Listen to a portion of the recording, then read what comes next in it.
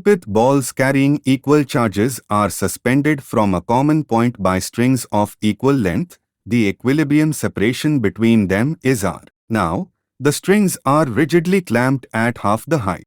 The strings are equilibrium separation between the balls now becomes. अगर wire को आपने these two charge balls separated by distance r because of electrostatic force, जो आपका Fe है, ठीक है। दूसरा, उन्होंने क्या कहा कि अगर इनको मैंने हाफ हाइट पे क्लैम किया तो सेपरेशन पे क्या फ़र्क पड़ेगा। तो ये सारे ऑप्शंस है, ठीक है। तो आपको मतलब किससे फिलहाल vertical height and base length, vertical height and base length इनको कंपेयर कौन करके देगा, टैन थीटा। और टैन थीटा अपने आप नहीं आता, टैन थीटा हम यहाँ से निकाले थे। तो टैन थीटा आया कहाँ से, ये दो इक्वेशंस जब एक दूसरे को बैलेंस किए तब मिला ना आपको रेशियो निकाल के। तो वही फॉर्मूले से काम करना है, तो I use tan theta equal to first case initial वाला, tan theta is equal to, उसके लिए फॉर्मूला क्या बनता है, पहले फॉर्मूला बताओ टैन थीटा का। If this angle is theta तो टैन थीटा का फॉर्मूला क्या बनता है, परपेंडिकुलर बाय हाइपोटेन्यूस, गलत, अपोजिट बाय एडजेसेंट, बराबर। अपोजिट कितना है तुम्हारा, ये पूरा अगर थीटा लूँ, ये पूरा, क्योंकि इक्विलिब्रियम माना है तो ये पूरा एंगल चेंज नहीं करना है।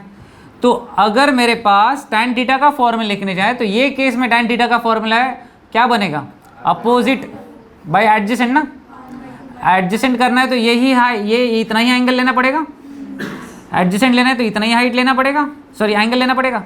तो ज़रा बताओ अपोजिट कितना है, आर लूँ या आर बाई टू लूँ, करेक्ट,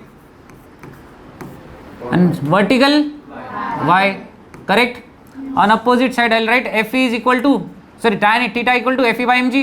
Fe का फॉर्मूला क्या लिखा आपने, K Q1 Q2. Sir, if these two, like what is mentioned, both the balls are identical, if they are equal मतलब उनके ऊपर चार्ज भी सेम है, तो Q1 Q2 लिखने से अच्छा मैं सीधा Q इंटू Q लिख के Q स्क्वायर कर सकता हूँ, डिवाइडेड बाय डिस्टेंस कर, सेपरेशन कितना है, R है तो I write R square, is it correct, whole divided by mg, mg को कुछ नहीं हो सकता, अंडरस्टूड। नाउ इन अभी इसको आप सॉर्ट करना पड़ेगा, क्या करोगे सर, सिर्फ इतने पैच को सॉल्व करना है, मुझे मतलब r और y से, बट ध्यान देना ये वाला भी क्यों लिया, क्योंकि यहाँ पे भी r है, तो ये पार्ट आपको कंसीडर करना पड़ेगा।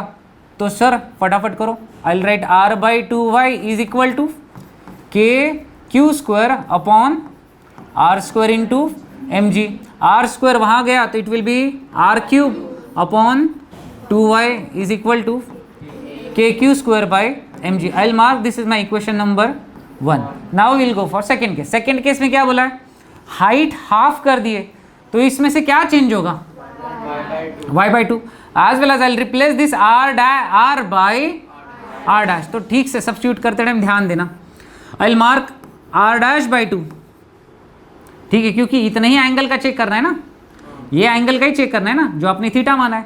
तो I will write r dash by two upon vertical height भी कितनी हुई, y by two equal to, I will write वही k q square by r dash का square whole divided by mg।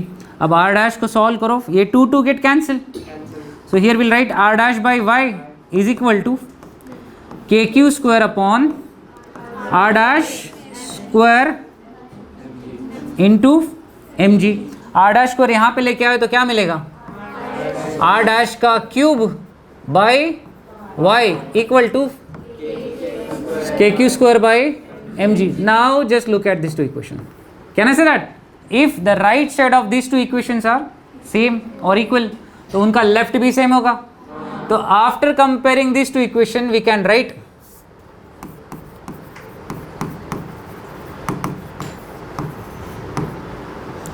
One and two, I will write R dash by Y का cube is equal to R cube by 2y, Y Y गया, क्या बचा, R dash cube is equal to R cube by 2, take cube root on both the sides, I will write R dash is equal to r upon cube root of 2. So this is our final answer. अभी इसमें option में check करा तो अपना answer कौन सा है? Second. तो ये करेक्ट है. समझे?